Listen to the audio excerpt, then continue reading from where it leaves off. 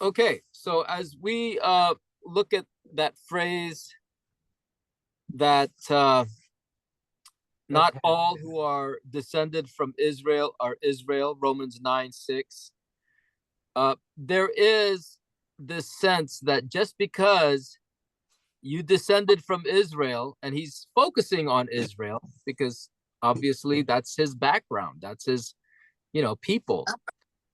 And so even though he knows all about his culture, his custom, and his history, he understands that just because you've descended from Israel, it doesn't mean you're counted as an Israeli.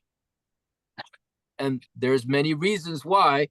And one of them could be because you disobeyed and rebelled so much against your people or against God that you can actually be disowned. You can actually be cut off.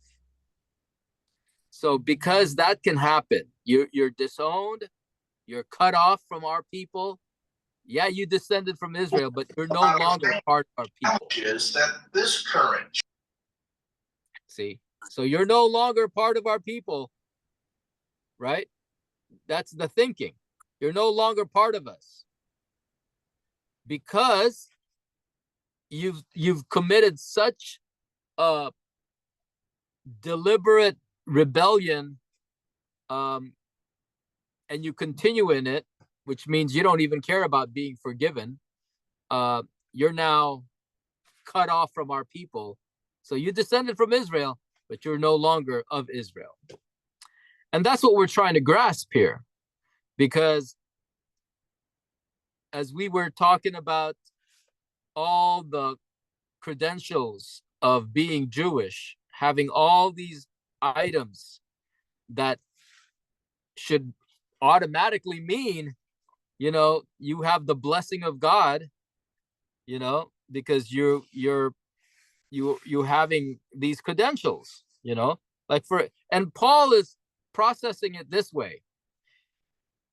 Everybody should be saved who are Jews or whoever are of Israel. They should all be saved. And yet they're not saved. And yet only a few of them compared to 100%, small percentage. And he's battling with that. That's why it's breaking his heart, and he wishes he was cursed and cut off from Christ even, so that all his people, all the Jewish people, all the Israelis, or we could refer to them as the Israelites, all of them would be saved. He's willing to sacrifice himself. Theirs is the adoption of as sons, verse 4. Theirs is the adoption as sons. So they should all be saved. As Jews or as Israelites, they have the adoption as sons, so they should all be saved. They have the divine glory. I'm just reading this list. They have the divine glory. That should automatically mean they're saved. They have the covenants. Again, they should all be saved. They received the law of Moses. They have temple worship. It should automatically mean that they would believe in Jesus and be saved and receive the love of God that's being given to everybody else who believe, but they're not believing.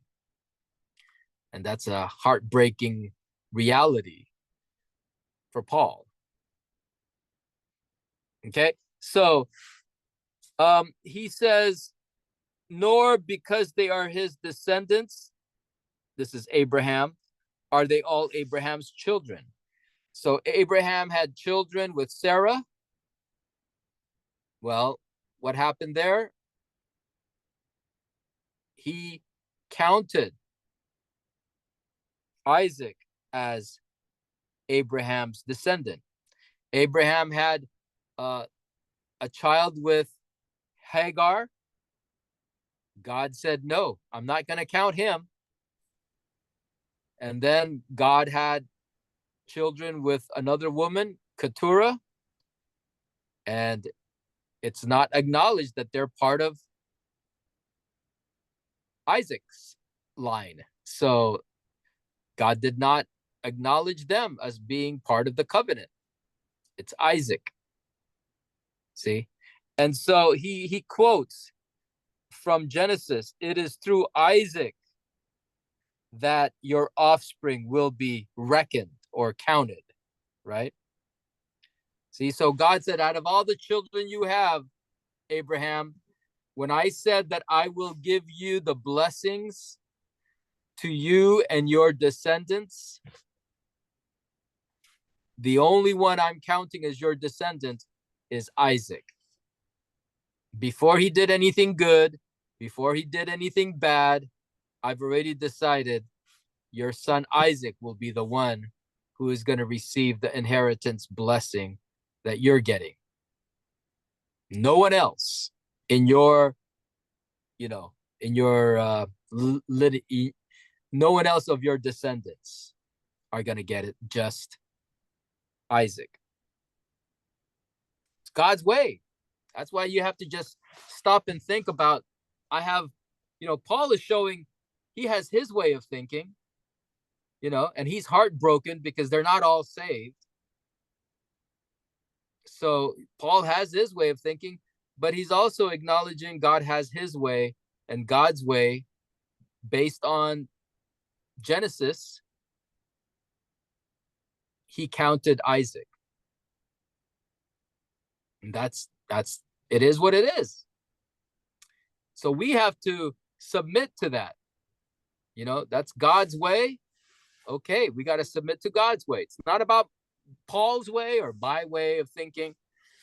He accepted it. He just acknowledges it because of his knowledge of the scriptures, his knowledge of the book of Genesis. And then from there, he goes and says, in other words, I'm in verse 8 now, Romans 9:8. In other words, it is not the natural children who are God's children. Okay?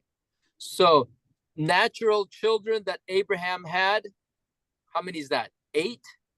7 or 8 natural children? One with Hagar. And if I recall, is it 6 or 7 with Keturah?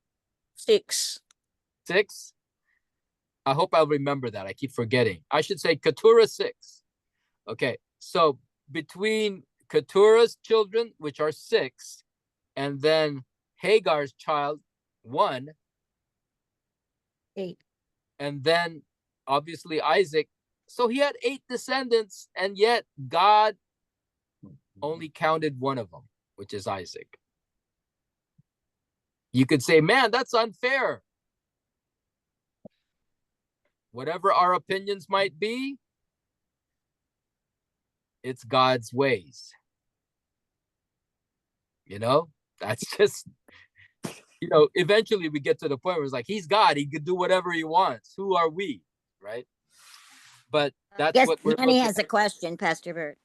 Oh, Manny, you have a question. Go ahead, Manny. Hand raised. Thank you for letting me know. Yeah, it's like saying, I'm God, and I see all of you here in class having multiple spouse, would you say? Attendance. Okay. Okay, hold on, Manny. I'm kind of losing you. Are you talking an illustration with our class? Yes. Okay, go on. And you all have kids from your significant others at the time. And I say, Bert, only Daniel is the one. Ed, only your first daughter is the only one. Ed has a son, Brian. Oh, sorry. And another one, Brindley. I know it. Yeah. Okay, Ed. He's got that. And it's like saying, Princess, I'm only want one of your kids to be the one. As a parent, I love all my kids. Stepkids, you know, natural kids or adopted kid, those Yeah. are my kids. Yeah. As a father, Mm-hmm. you want all of them to be Right. blessed, right? But he's Yeah. only saying, I'm only allowing one, Deborah, for one of your child, Deborah. One of your child, Debbie. You know, it's like, how do you feel about God saying that to you? I know for me, I'll be devastated. Okay. I'm taking it on a personal level. Right. So, Yeah. If that's the experience, there I was looking for the verse where Abraham felt that way too. I'm sure he And did. Abraham was basically saying, and I'm looking for it. Oh, if only if only my son Ishmael would receive your blessing. And God said, yeah, Ishmael would be I think it said something like Ishmael would be blessed, but it's your wife Sarah. So if somebody can find that, that'd be great. But it was something that Abraham had the same concern. If only if only that blessing would only go to Ishmael. And God was saying, nope, it's not going to go to him. It's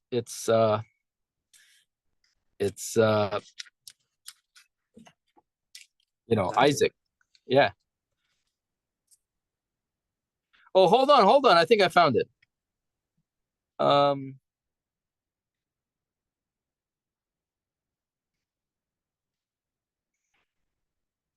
Well, it says something like this, but we can do more research, but I don't want to get too sidetracked. Uh, when Ishmael and Hagar was sent away, it's in chapter 21. The matter distressed Abraham because it concerned his son, but God said to him, do not be so distressed about the boy and your maidservant. Listen to whatever Sarah tells you, because it is through Isaac that your offspring will be reckoned. I will make the son of the maidservant into a nation also, because he is your offspring. So that seems to be God's attitude. Even though he said, yeah, listen to your wife, get rid of Ishmael and Hagar. Okay. And then at the same time, it's Isaac. That's the one whom I am counting. And then he says this about, Ishmael. He says, I will make the son of the maidservant into a nation. So he eventually reveals here that he's going to be fine. He's going to be he's going to be, he's going to become a nation. And we all acknowledge that Ishmael is the father of the Arab nations, the Arabs. And if you think about the Arab countries, they are filthy rich with oil money, right? Dubai is one example, right? So yeah, they got their, prosperity, and they had their power as a nation. And so God still, took care of them because of Abraham, but it's only Isaac that he's going with to receive these spiritual blessings, these spiritual blessings, starting with Abraham and Isaac. I hope that answers your question, Manny. Yes, it does. It kind of, and so you can see how you can relate to Abraham. Abraham had those similar feelings. Mm-hmm. And yet, God's design and God's purpose, remember, the big picture is God's design and God's purpose is that Jesus, the Messiah, would be coming from the line of Abraham, Isaac, and Jacob. So that's God's design. He had in mind for Jesus to be born of this, this of these, descendants. He would be descending. He would have Abraham, Isaac, and Jacob as his descendants. So that's again, all in mind that God chose Isaac for that purpose. Just like God chose you for a purpose. You've been called and chosen according to his purpose. And remember, because of predestination, you were chosen before you did anything good, before you did anything bad. He chose you before the creation of the world. See, this is mind-blowing stuff that I told you would be hard to grasp. That's why you need to hear it again and again, because it's easy to forget this. So let's go back to chapter 9 of Romans that talk about how there are natural children, which we counted as 7, right? From Abraham. There were 7 of them. But one is a promise. Children of the promise. Okay? So when it's a child that's born of a promise. Now, what's a promise? Maybe we should look up the definition of promise, because do you realize promises is a very important part of understanding God's ways. Let me look up, I'm going to look up promise in a Bible dictionary so that you can at least work with that, right? The word promise in a Bible dictionary, okay? Epangelia, okay? A promise, primarily a law term denoting a summons upon Angelo to proclaim. So it has to do with a summons, a promise. It has to do with an announcement, okay? Also meant an undertaking to do or give something, right? It's undertaking to do or give something, a promise.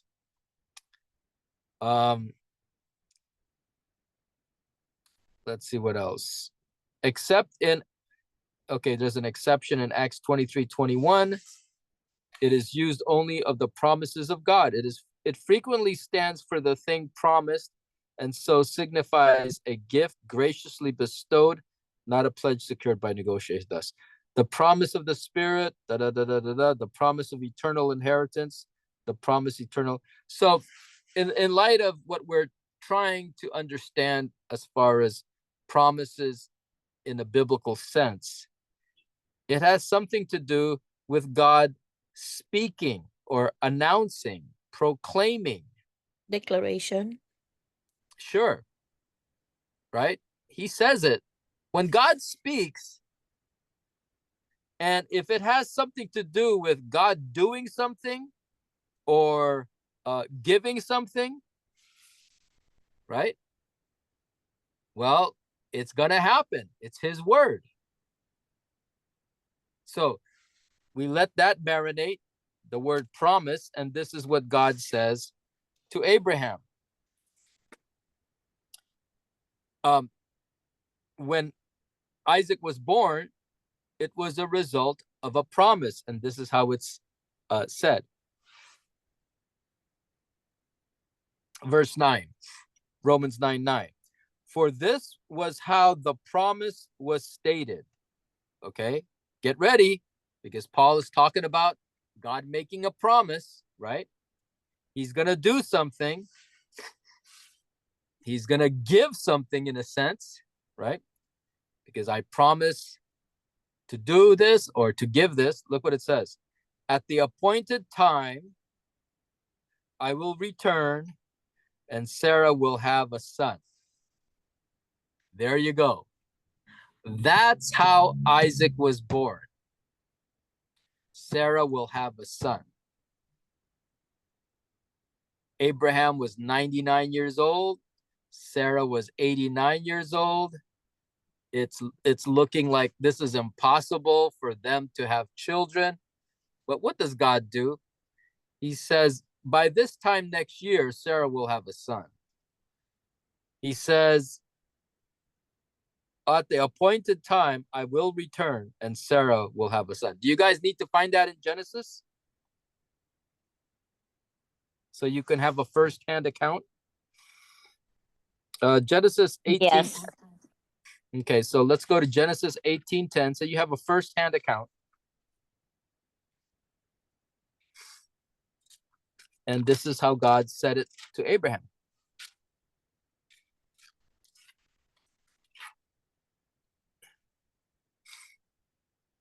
In chapter 18 of Genesis, verse 10, let's go back a little. Verse 9, where is your wife Sarah? They asked him. There in the tent, he said. Then the Lord said, I will surely return to you about this time next year, and Sarah, your wife, will have a son. Now Sarah was listening at the entrance to the tent, which was behind him. Abraham and Sarah were already old and well advanced in years, and Sarah was past the age of childbearing. She was 89. So Sarah laughed. See, God has a good sense of humor. Right? Sarah laughed to herself, and she thought, after I am worn out and my master is old, will I now have this pleasure? Then the Lord said to Abraham, why did Sarah laugh and say, will I really have a child now that I am old? Is anything too hard for the Lord? I will return to you at the appointed time next year, and Sarah will have a son. Okay, so this idea that Sarah will have a son was a result of God making the promise. Now, you got to think along the lines of, did Abraham and Sarah have sexual relations? Yes. Abraham's body was old, 99 years old.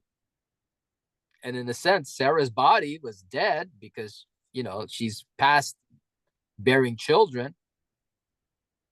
But God gave them both the ability, the capacity to have sexual relations enough for Abraham to impregnate his wife, Sarah, and she became pregnant.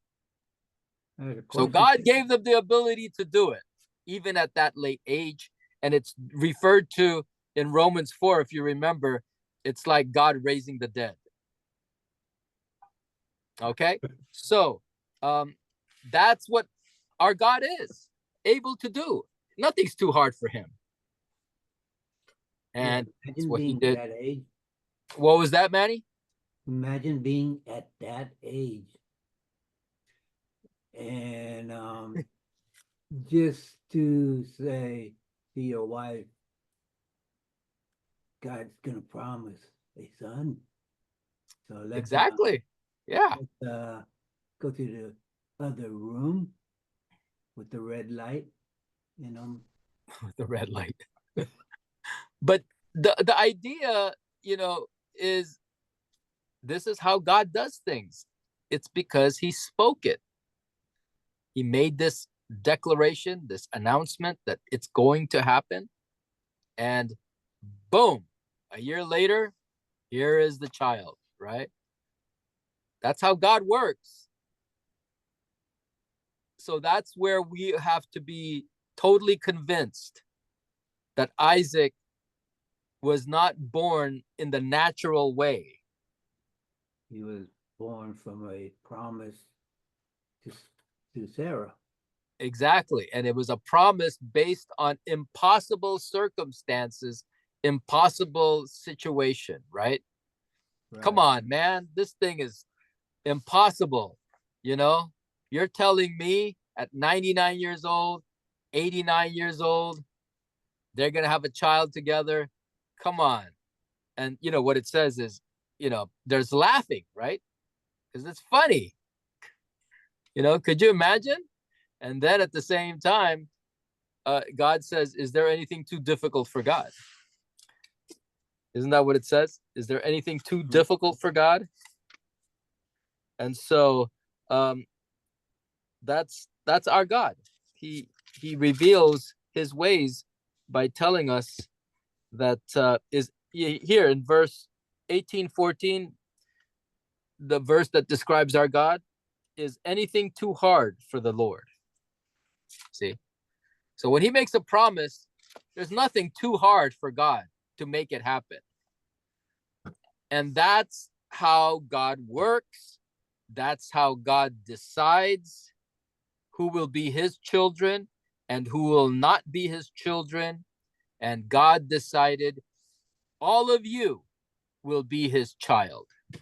All of you are, in a sense, declared, promised that you would be children of God, not because you did anything in the natural that made you become a child of God. You have become a child of God because God made that announcement, promise, before you were even born. Is that amazing enough for you guys? Before you were even born, you were predestined. Before you were even born, you were predestined. God knew you, he wanted you, and now you are his child. That's hard to really grasp. Yeah. But yeah. But you have Abraham as an example. See how Paul taught this? He used Abraham to give you an example that it's a result of a promise, not by human and natural ways. It's a promise. You know, here is the human and natural ways to become a child of God. Okay? The human and natural way to be a child of God is I would be super religious. I would study the scriptures. I would pray. I would fast. I would give. I would do all the good works that would be right in the eyes of the world and in the eyes of God. You know, I'm just going about being the best Christian worker, you know, servant of God that I can be in the natural. That's how I would do it.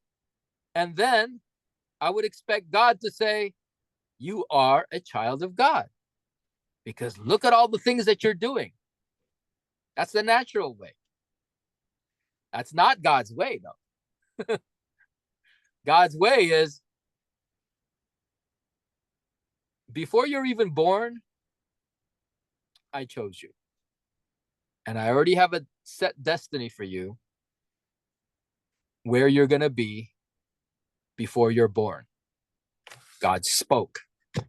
And then in the 1960s or whatever, you're born. You know nothing about what God has done and what God has said about you, but you're born. And then over time, look what you're doing. To prove that what God said about you or what God promised concerning you, to prove that is true, you became a believer. Proof.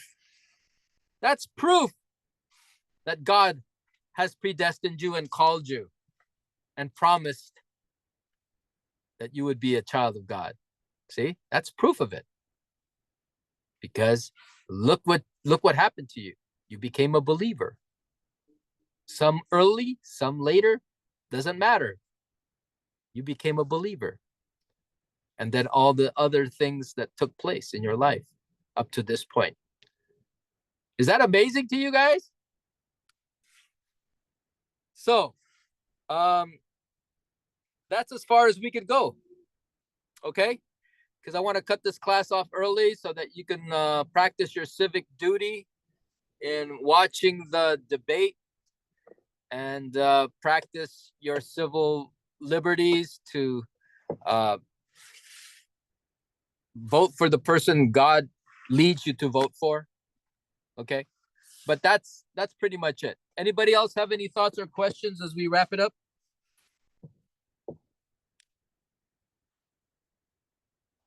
Okay, I guess we're